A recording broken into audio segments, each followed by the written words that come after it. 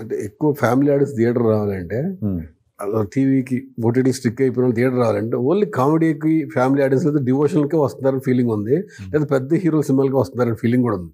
అంటే తీసుకురావడంలో ఇలాంటి కామెడీ సినిమాల్లో ఎక్కువ క్యారెక్టర్స్ని చేయటం వల్ల, ఎక్కువ మింగిల్ చేయడం వల్ల థియేటర్స్కి వచ్చారు. ఒకటండి, ఇప్పుడు మీరు ఆడియన్స్ని తీసుకుంటే అది ఏ జోనర్ అని కదండి, బాగుంటే వచ్చేస్తున్నారు. లిటిల్ హార్ట్స్ ఉంది, అవును, అది లవ్ జోనర్. అప్పటి వరకు ఏంటి, అది ఆ జోనర్ అయిపోయింది, ఓటీటీకి పరిమితం అనుకున్నా, తీసుకొచ్చి కొడితే పళ్ళు వచ్చింది అది. అట్లాగే ఏంటంటే ఈ రోజు వాళ్ళకి ఏది ఎంజాయ్ చేస్తారో అది మనం పట్టుకోగలిగి ఇవ్వాలండి. ఇప్పుడు మిత్రమండలి ఉంది, నా ఐడియా అంతా ఏంటంటే వీళ్ళు ఫన్ ఎంజాయ్ చేస్తున్నారు, జాతిరత్నాలు కైండ్ ఆఫ్ లైట్ హార్టెడ్, సరదాగా నవ్వించి పంపించేద్దాం. ఎక్కువ వీళ్ళకి ఏదో వెయిట్ వేసి ఇది కాకుండా వస్తే హ్యాపీగా బొగ్గల్ని పెట్టాలి. చిన్న స్టమక్లో లేచినప్పుడు చిన్న లైట్ స్వీట్ పెయిన్ ఉంటుంది కదా, అది ఇచ్చి పంపాలి అంతే. అంటే మీరు socio fantasy, comedy, horror genres ఉన్నాయి రకరకాల, అన్ని జోనర్స్ని టచ్ చేశారు. పొలిటికల్ జోనర్ ఎందుకు టచ్ చేయట్లేదు మీరు? వద్దు సార్, ఎందుకు, హ్యాపీగా ఉన్నాం, చక్కగా సినిమాలు తీసుకుంటున్నాం. ఇప్పుడు కాంట్రవర్సీలు తెచ్చుకుని ఎవరినో మనం ఏమంటారు పోక్ చేసి మళ్ళీ, అంటే పోక్లు ఎంతమంది మన కోడి రామకృష్ణ గారు చాలా డైరెక్టర్లు సినిమాలు తీసేవాళ్ళు పొలిటికల్ జోనర్. ఈ మధ్యకాలం తెలుగు ఇండస్ట్రీలో ఆ పొలిటికల్ జోనర్ సినిమాలు తగ్గిపోయినాయి పూర్తిగా అసలు. అంటే అప్పుడులో ఏంటంటే గవర్నమెంట్స్ కూడా సినిమాగా చూసి ఏదైనా ఒక విమర్శ చేస్తే విమర్శ కింద చూసి అక్కడ వరకు ఉండేది. ఇప్పుడు తుక్కు తీసేస్తారు, అర్థమైందండి. ఇప్పుడు తుక్కు తీసేస్తారు.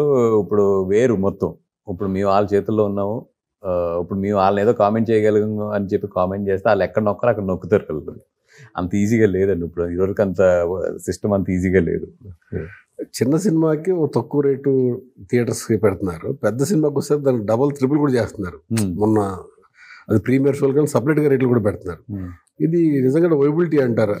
వన్ థింగ్ అండి, నేను ప్రీమియర్ రేట్స్ వరకు నేను ఇంతకుముందు కూడా చెప్పానండి. అంటే నన్ను చాలా కామెంట్లో నన్ను తిట్టినా కూడా, అంటే మనం మాట్లాడడానికి 800 పెట్టేశారు, 900 పెట్టేశారు అంటారు, కానీ మీ అందరికి తెలిసిన విషయం నిజంగా మనకి ఇదివరకు కూడా బెనిఫిట్ షోలు పడి 3 o'clock 4 o'clockకి అది పడలేదంటే అబద్ధం. పడేది ఎంతకి వెళ్ళేదండి టికెట్ బ్లాక్లో 2000 3000 కూడా అమ్మేవారు. అది నేను చెప్తుంటే నమ్మట్లేదు వీళ్ళు ఎవరు, ఎందుకంటే నేను గ్రౌండ్లో ఉంటాను కాబట్టి, థియేటర్స్ ఉన్నాయి కాబట్టి మనకు తెలుసు అది మన దగ్గర ఎంత కొంటారు, బయటికి వెళ్ళి ఎంతకు వెళ్తుంది అనేది. ఇప్పుడు అది అఫీషియల్ చేసి తగ్గించారు రేట్. యాక్చువల్లీ ఇప్పుడు ఏంటి అఫీషియల్ చేస్తారు, బుక్ మై షోలో ఓపెన్గా పెడుతున్నారు. ఇదివరకు ఏంటి టికెట్లు బంచ్గా బయటికి తీసుకెళ్ళేవారు, లేదా కౌంటర్ నుంచి తీసుకెళ్ళి బయట 2000 1500 3000కి వెళ్ళిపోయేది. అది అటు గవర్నమెంట్కి వచ్చేది కాదు ట్యాక్స్, ఇటు ప్రొడ్యూసర్కి వచ్చేది కాదు, అటు డిస్ట్రిబ్యూటర్కి వచ్చేది కాదు. ఇప్పుడు అట్లీస్ట్ ఏంటంటే ఒక సిస్టమేటిక్లోకి వచ్చింది. ఇప్పుడు ఈరోజు మీరు 800 పెట్టకపోయినా 500 పెట్టకపోయినా కూడా మీరు 150 రూపాయలు పెట్టినప్పుడు పెద్ద హీరోల సినిమాలకు బయటికి వెళ్ళి అది ఇంచుమించు 600 700కి వెళ్తుంది. అది బయటికి అది వెళ్ళదు అంటే మనం అది నాలెడ్జ్ లేనట్టు మీకు అంతే. అది అంటే మీకు ఐ మీన్ జనరల్ అది ఏంటంటే ఇప్పుడు బయటకు వచ్చి అఫీషియల్ చేయడం వల్ల మీకు అట్లా కనపడుతుంది, కానీ అది అన్అఫీషియల్గా కొన్ని సంవత్సరాల నుంచి దశాబ్దాల నుంచి జరుగుతున్నది. అది దాన్ని ఇంకా స్ట్రీమ్ లైన్ చేశారు, అది ఇంకా బెటర్ అండి. అంటే బెనిఫిట్ షో వరకు ఓకే గారు, తర్వాత రెగ్యులర్గా ఒక 3-4 days లేదా 1 week పాటు రేట్ హైక్ చేసేస్తున్నారు. అది కొంచెం ఇబ్బంది అవుతుంది అని గవర్నమెంట్స్ మేము అడుగుతుంది ఏంటంటే ఫ్లెక్సీ ఇవ్వమని చెప్పి. ఓకే, తెలంగాణలో ఫ్లెక్సీ ఉందండి, తెలంగాణ ఫ్లెక్సీ ఉంది, బట్ హైయెస్ట్ టచ్ చేస్తున్నారు. ఇంకా దానిపైన పెంచడం అనేది నాకు తెలిసి గవర్నమెంట్ కూడా ఇంకా చేయదు, ఎదరెదర ఎక్కువ ఎంకరేజ్ చేయట్లేదు దాన్ని. ఆంధ్రాలో కూడా నాకు తెలిసి సిస్టమ్ తీసుకొచ్చేస్తారండి, దానికి మీటింగ్స్ జరుగుతున్నాయి, కమిటీ కూడా వేసారు, దానికి కూడా అక్కడ కూడా ఫ్లెక్సీ తీసుకొచ్చేస్తే ఈ బాధ ఉండదు. అప్పుడు ఏంటంటే కొంచెం బాగా ఫస్ట్ రోజు చూడాలనుకున్న వాళ్ళు ఒకటి ఉంటారు, మండే నుంచి మళ్ళీ మారిపోతుంది. ఎందుకంటే ఇప్పుడు ఏమవుతుందంటే 10 daysకి ఇస్తున్నారు, 10 daysకి మేము GST ప్రకారం తగ్గించడానికి ఉండట్లేదు. అక్కడికి కొంతమంది ప్రొడ్యూసర్స్ ధైర్యం చేసి తగ్గించి దాన్ని బ్యాలెన్స్ చేసుకుంటున్నారండి. యాక్చువల్ జీవో ప్రకారం చూస్తే మేము అటు ఆంధ్ర సైడు గవర్నమెంట్ 10 daysకి ఇస్తే 10 days వరకు మాత్రం మేము తగ్గించకూడదు, అంటే ఆ GST దీని మీద ఇది ఉంటుంది. అలా కాకుండా ఫ్లెక్సీ ఇచ్చుకుంటే ఆ సోవర్ నుంచి కంట్రోల్ చేయడానికి ఈజీగా ఉంటుంది. అంటే అదర్ స్టేట్స్లో ఉన్న ఫార్ములా ఇది. ఒక 2 విషయాలు సార్, ఇప్పుడు సంక్రాంతి అయితే సమ్మర్ అయితే August 15th before Dasara Deepavali ఈ కొద్ది పెద్ద డేట్లుగా చూస్తారు. కానీ ఆ పెద్ద డేట్లకి పెద్ద హీరోలు అందరూ అక్కడే కూర్చుంటున్నారు. అంటే యాక్చువల్లీ ఆ పెద్ద హీరోల సినిమాలు ఎప్పుడు వచ్చినా నడుస్తాయి. బేసికల్గా పెద్ద హీరో సినిమాలు ఎప్పుడు వచ్చినా నడుస్తాయి. ఇప్పుడు వాళ్ళకు డేట్ నీడ్ లేదు, వాళ్ళ ఫ్యాన్స్ బేస్ ఉంది కాబట్టి. చిన్న సినిమాలకైతే నీడ్. అంటే రెండు మీరు కంపేర్ చేస్తే మీరేమంటారు దానికి? 100% పెద్ద సినిమాలు సంక్రాంతిలో వస్తే పెద్ద రెవెన్యూ, డిమాండ్. అండ్ వాళ్ళు సంపాదించుకున్న ఒక ఆరా పవర్ దాని వాళ్ళు యూజ్ చేసుకుంటున్నారు. ఇంక ఇక్కడ ఎంత ఎలా ఉంటుందంటే డిమాండ్ వర్సెస్ సప్లై అండి. ఎందుకంటే దిస్ ఈజ్ నాట్ లైక్ ఏదో మన పౌర సరఫరాల కింద ఇది ఆ సిస్టమ్ కాదు. ఇది జనాలు ఏది కోరుకుంటారో దానికి డబ్బులు వస్తాయి అంతే. ఇక్కడ ఆ పండుగలో డెఫినెట్గా వాళ్ళకి క్రేజ్ ఉంటుంది కాబట్టి వాళ్ళు ఎందుకు వదులుకుంటారు. అంటే పెద్ద హీరోలు ఉంటే చిన్న సినిమాకి థియేటర్స్ కూడా దొరకట్లేని పరిస్థితి వస్తుంది కదా. వ్యాపారం సార్, ఇది వ్యాపారం. ఆ రోజు మా ప్రాజెక్ట్కి లేదా మా దీనికి డబ్బులు వస్తాయి అంటే ఏ ప్రొడ్యూసరు ఏ హీరో కూడా వెనక్కి వెళ్ళడు.